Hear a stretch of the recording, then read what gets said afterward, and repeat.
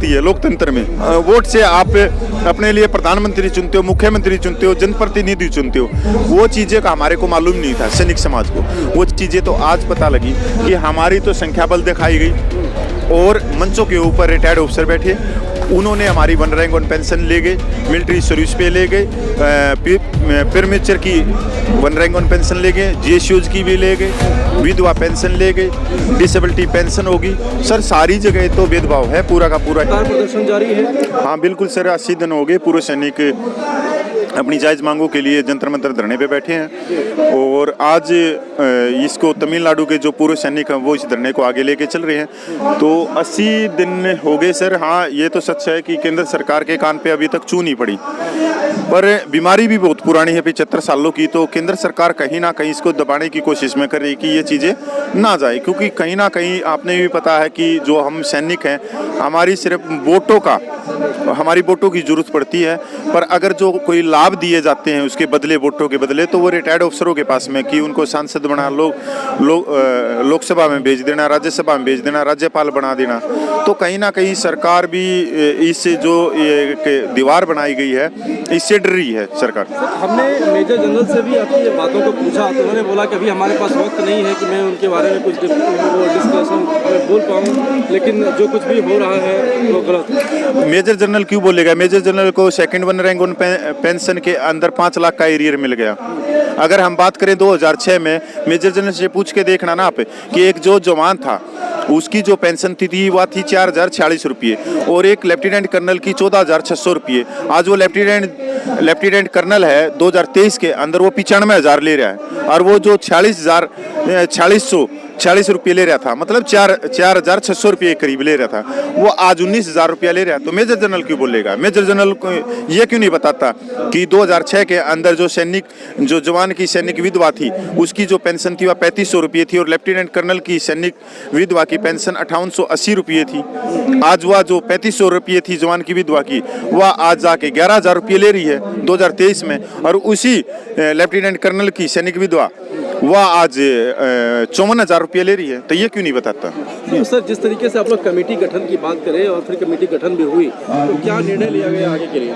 निर्णय सर बहुत अच्छे चल रहे हैं। 3 अप्रैल का लिया गया, 30 अप्रैल का लिया गया। अभी कोई बड़ी कॉल होगी, उसके लिए मीटिंग होने वाली है 1-2 दिन में, और उसके बाद में एक अगला जो भी कदम होगा वो पूरे सैनिक समाज को और आप मीडिया कर्मियों की तरह। 2 महीने से ज़्यादा और 3 महीने के लगभग अब आपका ये आंदोलन हो रहा है। कहते हैं जब 3 महीना किसी भी चीज़ को हो जाता है तो बिल्कुल रेगुलर रूटीन में हो जाता है। हाँ, तो अब ये रेगुलर रूटीन में क्या सरकार के पास में तो आपकी सारी बातें जा रही है, तो फिर सरकार इग्नोर क्यों कर रही है?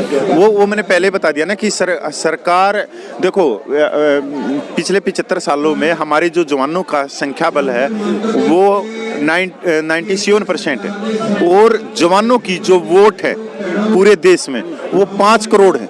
28 लाख जवानों की 5 करोड़ वोट है और 140 सांसद सीटों को हम सीधा प्रभावित करते हैं।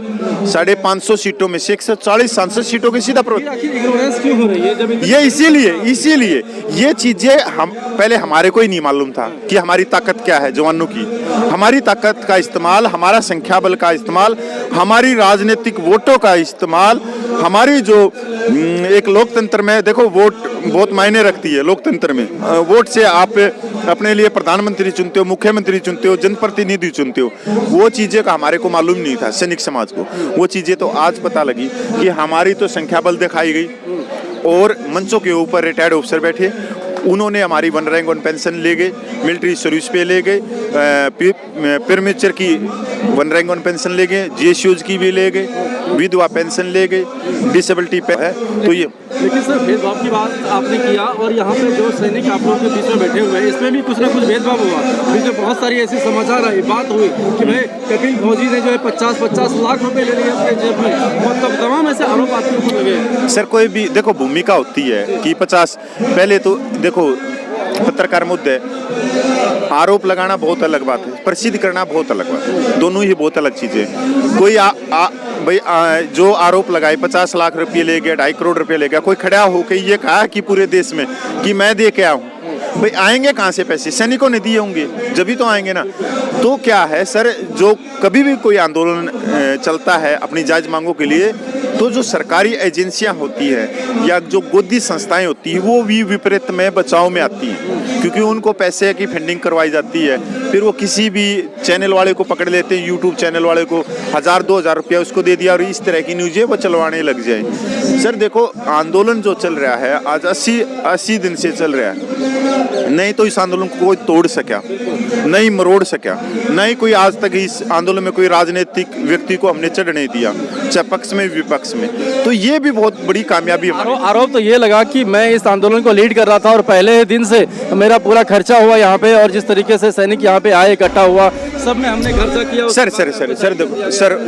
सर देखो, आंदोलन जो चल रहा है ये 14.5 साल से संघर्ष कर रहे हैं। आंदोलन में ना तो कपिल लेके चल रहा है इसको, ना व्यक्ति विशेष लेके चल रहा है। आंदोलन में चलाने के लिए जब भी कोई बात होती है, हमने 23 आंदोलन करे।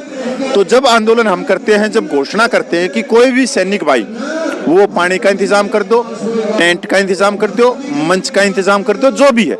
आज जो आंदोलन 80 में दिन चल रहा है, आज हाथरस से आए, वे खाना लेके आए, पानी लेके आए, कोई बोर्ड दे के जाता है। मतलब ये सारी चीजें हमारे जो सैनिक समाज है उनके द्वारा। अगर कोई व्यक्ति ये कहता है, जैसे आज हाथरस के खाना लेके आए कि कपिल भाई को हम खाना लेके गए वहाँ पे 40 प्लेट, भाई कपिल भाई अकेला 40 प्लेट तो नहीं खा सकता, सभी सैनिकों ने खाया।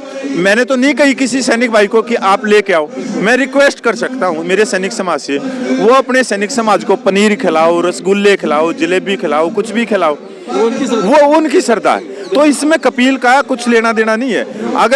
अगर मान लो कल ना हम रामलीला ग्राउंड में हम कोई बड़ी रैली करते हैं, तो उस समय भी हम अपील करेंगे, आपसे भी कर रहे हैं पत्रकार मुद्दे की, आप कुछ वहाँ पे पानी की पेटियाँ पहुँचा सको, मंच का निर्माण कर सको, ये चीज़ें। देखो, आंदोलन में यहाँ पर जो भाई आते हैं वो 100, 200, 500, 1000, 2000 रुपया दे के जाते हैं। आंदोलन चलता है उनके पैसों से, ये इसमें कोई दो राय नहीं। जो देगा उसको रसीद मिल रही है। पर ऐसा व्यक्ति, कोई व्यक्ति जिसने आज तक 10 रुपये नहीं दिए होंगे इस आंदोलन में 80वें दिन, और वो व्यक्ति जाके ये कह देता है कि भाई वहाँ पे तो 2.5 करोड़ रुपया आ गया। भाई जब आपने 10 रुपये नहीं दिए तो 2.5 करोड़ कैसे हुए?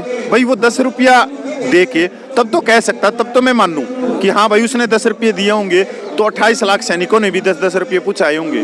तो सर ऐसा नहीं है। तो कई दिन सर हमने देखा यहाँ पे अलग अलग काउंटर भी लगे आपके सैनिकों के, लेकिन उसमें से नहीं, यहाँ देखो 80 दिन से एक ही काउंटर है, और जो सच्चे देशभक्त सैनिकों का 80 दिन में हमने साबित करके देखा कि धरने को चलाना कैसे।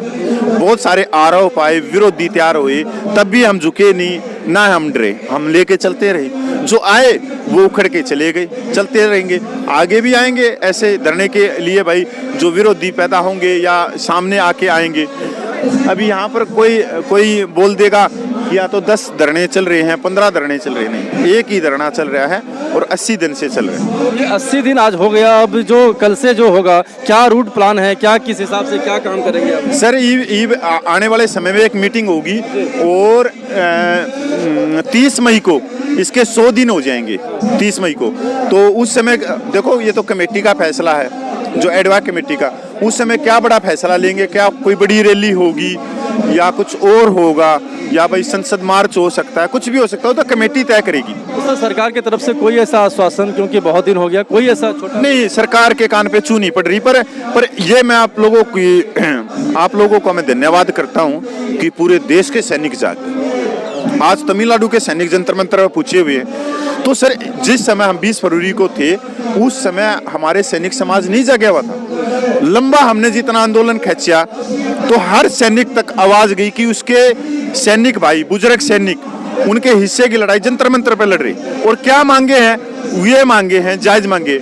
मैं आपको इतना बताना चाह रहा हूँ कि 97% जवानों को, 97 क्यों सर, 99% जवानों को 20 फरवरी से पहले अपनी मांगों के बारे में नहीं पता था। देश में अपनी मांगों के बारे में 99% सैनिकों एक ये बड़ी जागरूकता फैली है समाज में। बिल्कुल, ये 80 दिन धरने को चलाने का मकसद ये था। आज कम से कम 5 से 8% सैनिक जागरूक हुए, 5 से 8%। और जिस दिन ये तादाद सिर्फ 20% में पूछ जाएगी, उस दिन सरकार मान जाएगी। 80% की मैं नहीं कहता, 20% पूछे तो क्या उम्मीद किया जाएगा? 2024 बहुत ही समीप आ रहा है, एक नया मैसेज जाएगा सरकार से। बिल्कुल सर, देखो हमने ज़्यादा स्ट्रेंथ चाहिए नहीं, 28 लाख है, हमने स्ट्रेंथ चाहिए 2.5 से 3 लाख के बीच में रैली में, बस इससे ज़्यादा नहीं। इससे ज़्यादा हमारे पास में पैसा भी नहीं है और इंतज़ाम भी नहीं है। हमने चाहिए इतनी स्ट्रेंथ और इसमें हम कामयाब रहेंगे।